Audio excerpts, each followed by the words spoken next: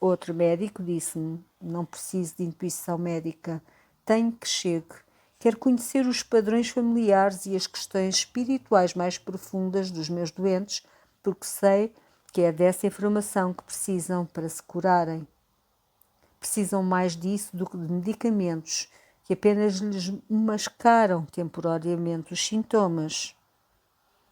O desejo de um contexto e interpretação da vida espiritual é universal. Acredito que a linguagem da energia e a prática da visão simbólica podem ajudar a fechar o fosso entre a perspectiva médica convencional e a perspectiva espiritual da saúde e da cura. Mesmo assim, quando comecei a intuir a presença de doenças, como referi anteriormente, fiquei assustada e perturbada com a minha própria falta de contexto médico e espiritual. Por isso, nos primeiros 2 anos, retive muita da informação que pressentia. Limitei a minha assistência a ajudar as pessoas a interpretar as tensões e fatores emocionais, psicológicos e espirituais subjacentes ao desenvolvimento da sua doença. Não discuti tratamentos médicos nem procedimentos cirúrgicos específicos, optando por encaminhar os doentes para médicos. Em 1984, contudo, conheci Norman Shelley, médico e licenciado em filosofia. Iniciei com ele uma formação intensiva sobre a anatomia física do corpo humano, falando com doentes sobre as suas vidas e doenças com Norm, e por seu intermédio consegui melhorar a minha compreensão das impressões que recebia. Isso deu uma zona de conforto de que necessitava para deixar amadurecer a minha capacidade, embora eu continue a não tratar clientes e tente apenas ajudá-los a interpretar as questões espirituais na origem da sua crise emocional ou física.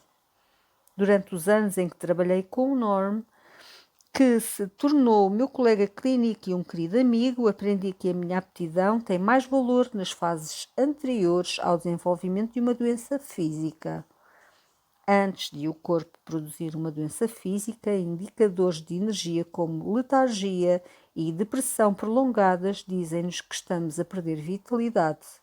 As pessoas nessa fase procuram o conselho dos seus médicos porque sabem que não se sentem bem. Estão a detectar sinais de que o seu corpo está a perder energia.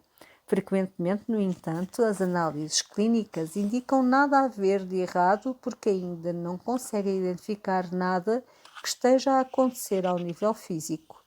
Os exames médicos convencionais não têm forma de medir a perda de energia e a maior parte dos clínicos não dá crédito à ideia da disfunção energética. No entanto, surgem continuamente doenças novas e desconcertantes que não respondem aos tratamentos médicos convencionais.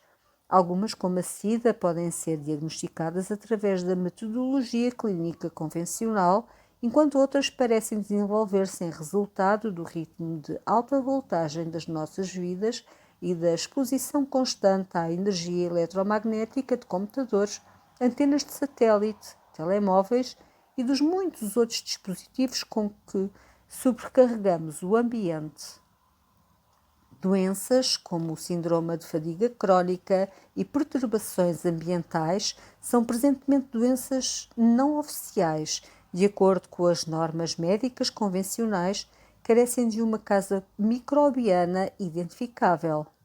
No entanto, são seguramente doenças oficiais dentro da definição energética de uma disfunção de saúde, porque os seus sintomas indicam que o paciente está a experienciar uma perda de poder no campo energético.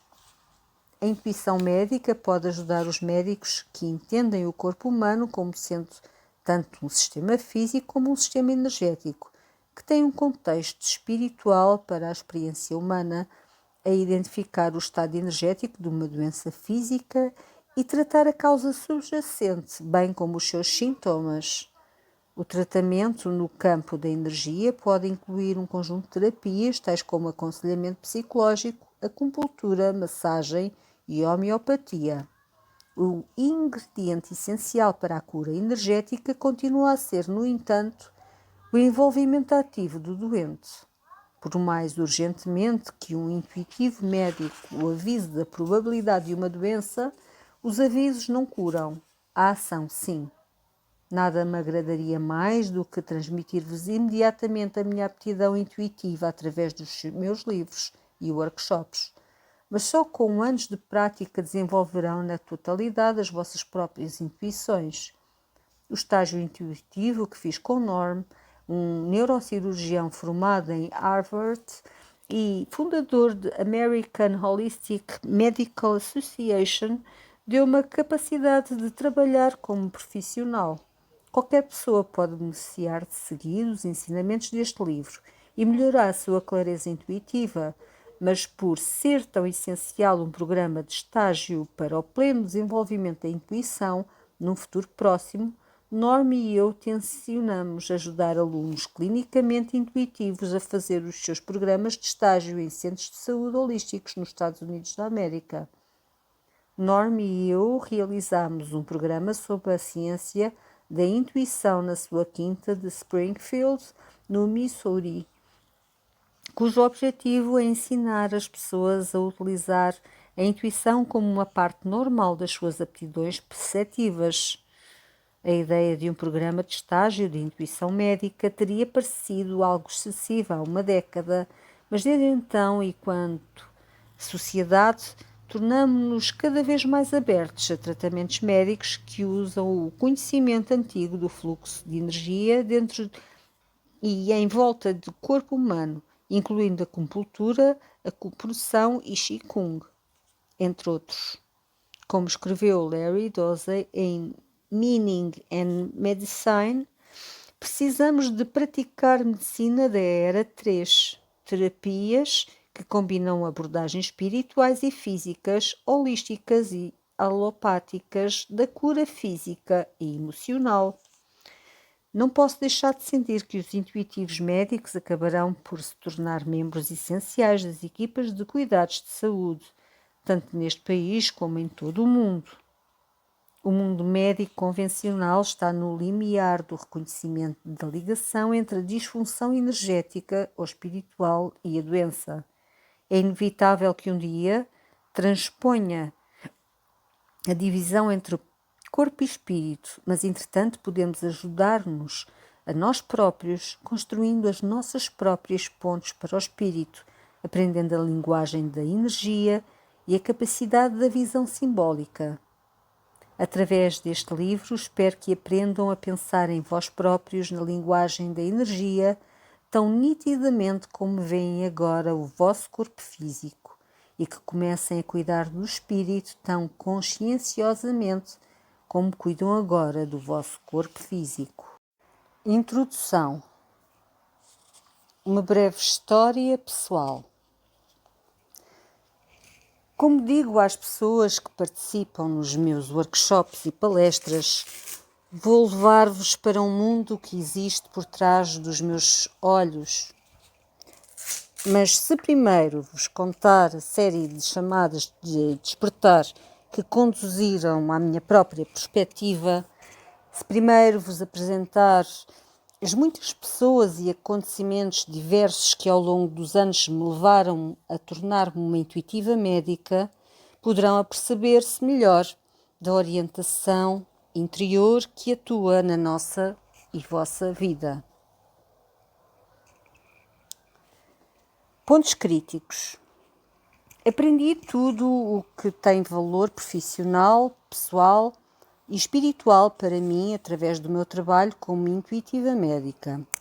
Enquanto aluna universitária, no entanto, encaminhava-me num sentido muito diferente. Cheia de ambição, estudei jornalismo e no meu ano como júnior decidi que ganharia o prémio Pulitzer antes dos 30 anos. O problema desse plano, segundo descobri quando trabalhava no meu primeiro emprego num jornal, era não ter o talento necessário para a reportagem jornalística de sucesso. Deixei o jornal, mas não conseguia aceitar que o meu único sonho de carreira, ser escritora, não se ia concretizar. Não tendo um sonho de recurso, mergulhei numa depressão nociva e glutinosa, a clássica noite escura da alma.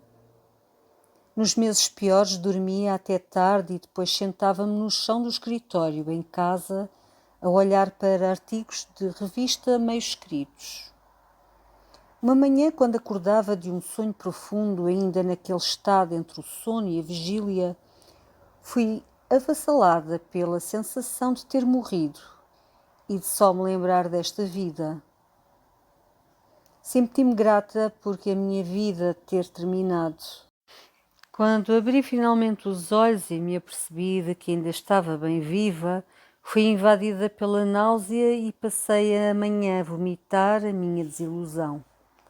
Exausta, voltei para a cama para tentar avaliar onde me tinha equivocado ao planear a minha vida. Nessa altura explodiu na mente a memória de um trabalho de casa de uma aula de jornalismo.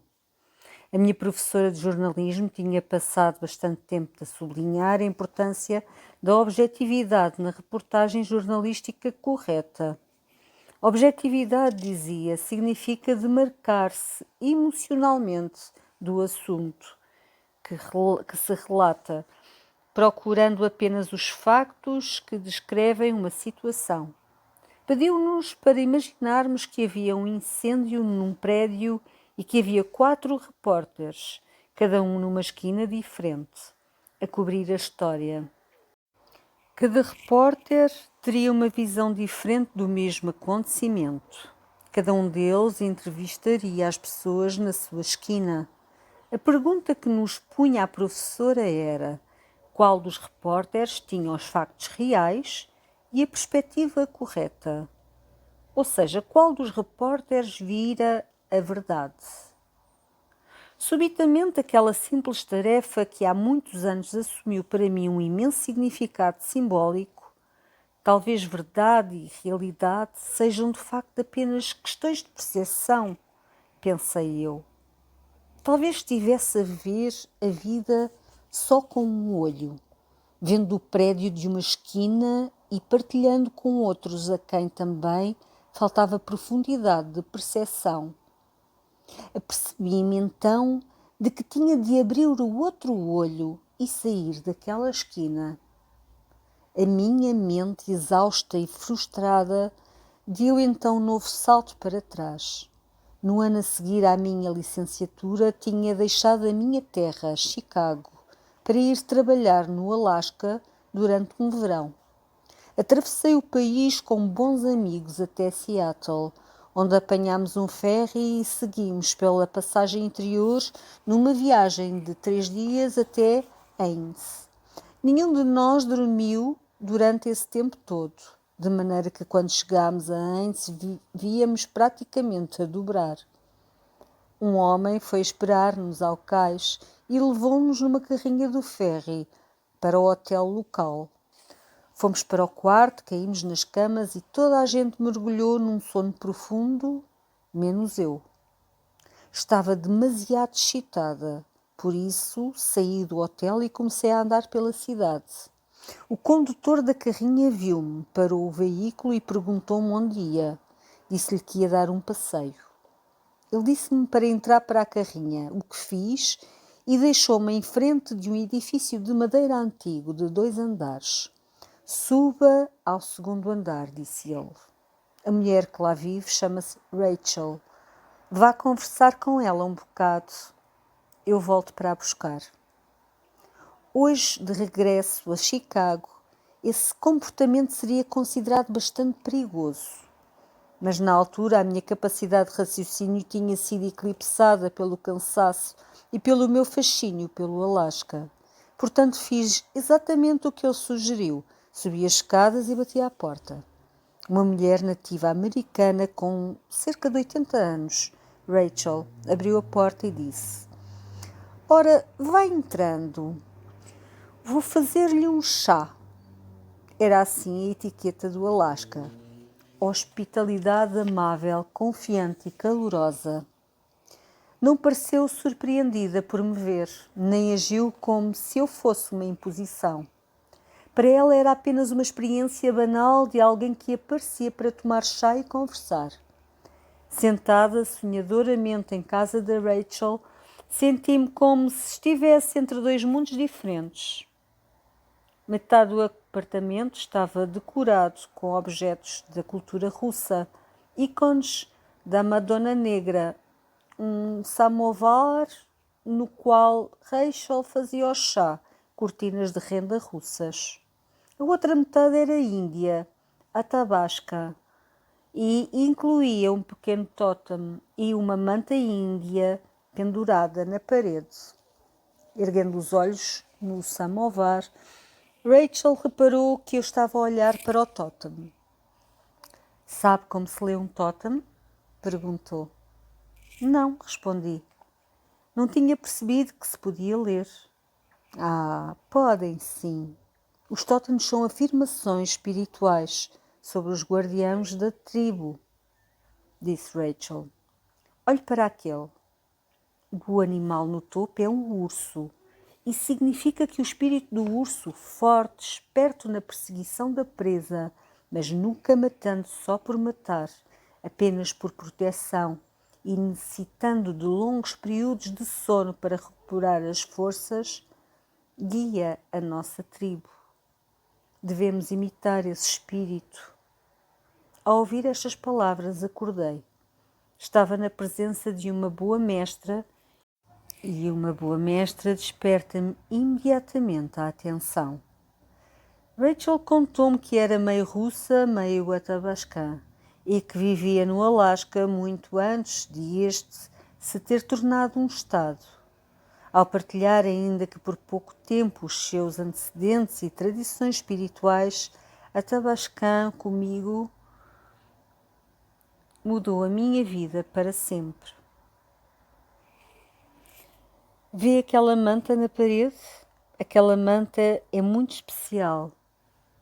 Na cultura athabascã, ser fabricante de mantas ou compositor ou ter uma profissão é uma questão de grande honra.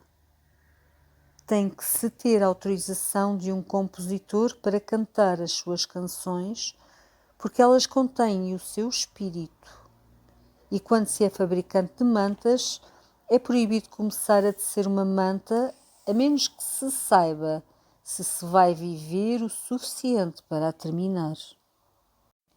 Se verificar que precisa de morrer, reparem que ela disse: precisa de morrer. Tem de realizar uma cerimónia com alguém que concorde em terminar a tarefa por si, porque não pode deixar uma parte do seu trabalho por acabar antes de morrer. Caso contrário, deixa para trás uma parte do seu espírito. Aquela manta estava quase pronta quando o grande espírito apareceu em sonhos à mulher que a estava a fazer e lhe disse para se preparar para deixar a terra. Ela perguntou ao espírito se podia viver o tempo suficiente para terminar a manta. E o espírito disse-lhe que sim, que lhe seria dado esse tempo a mais. Ela morreu 2 dias depois de terminar essa manta. O seu espírito está nessa manta, de uma maneira boa e poderosa, e dá-me força. A vida é simples, disse Rachel. Nascemos para a vida para cuidar uns dos outros e da terra. Depois recebemos a notícia de que o nosso tempo está a chegar ao fim e tem que se tomar as medidas adequadas para partir, não deixando para trás questões inacabadas. Temos que apresentar as nossas desculpas, passar as responsabilidades tribais e aceitar da tribo a sua gratidão e amor pelo tempo que passamos com eles. Tão simples como isso. Rachel fez uma pausa para servir o chá, depois recomeçou. Amanhã à noite vou a uma cerimónia de potlatch. Há um homem que se está a preparar para deixar a terra e vai dar todos os seus pertences à tribo. Vai colocar as suas roupas e ferramentas num prato comprido A tribo aceitará simbolicamente os seus pertences, significando que ele será libertado de quaisquer responsabilidades tribais, a fim de poder concluir o trabalho do seu espírito. Depois, deixar-nos-á, disse Rachel. Fiquei atônita com a serenidade e atitude pragmática de Rachel, especialmente com a sua calma em relação à morte. Onde estava todo o medo da morte, a que eu estava tão habituada na minha própria cultura? Rachel tinha acabado de fazer explodir todo o meu mundo, tal como eu o entendia. Em particular, o meu conceito da dimensão espiritual da vida, ou Deus. E, no entanto, fora tão causal como a chuva de verão. Eu queria rejeitar as verdades que ela apresentara durante o chá, como não sendo mais do que crenças primitivas. Mas a minha sensação visceral dizia-me que ela conhecia um Deus que era bastante mais real do que o meu. Como é que esse homem sabe que vai morrer? Está doente? Perguntei. Ah, disse ela. Ele foi ao curandeiro. O curandeiro olhou para a sua energia. Essa energia diz ao curandeiro o que lhe estava a acontecer. Como é que o curandeiro sabe essas coisas? Ela pareceu chocada com a minha ignorância. Diga-me, disse Rachel, olhando-me nos olhos. Como é que não sabe estas coisas? Como pode viver sem saber o que o seu espírito está a fazer e o que o seu espírito lhe está a dizer? Acrescentou. Toda a gente vai ao curandeiro para saber o que o seu espírito está a dizer. Há anos o curandeiro disse-me: em breve vais ter uma perna partida se não caminhares melhor. Eu sabia que ele não se referia ao meu andar físico. Eu queria dizer que eu não era honesta porque queria o homem de outra mulher. Precisava de não voltar a ver esse homem. Foi difícil para mim porque o amava. Mas o meu espírito estava a ficar doente com a desonestidade. Deixei o lugar durante algum tempo e, quando regressei, caminhava direita. Queria desesperadamente ficar algum tempo com Rachel e aprender mais com ela. Ofereci-me para lhe limpar a casa, fazer recados, qualquer coisa. Mas quando o condutor da carrinha me veio buscar, ela mandou-me embora e nunca mais voltei a vê-la. Ao entrar para a carrinha, o condutor disse: ela é um espanto, não é?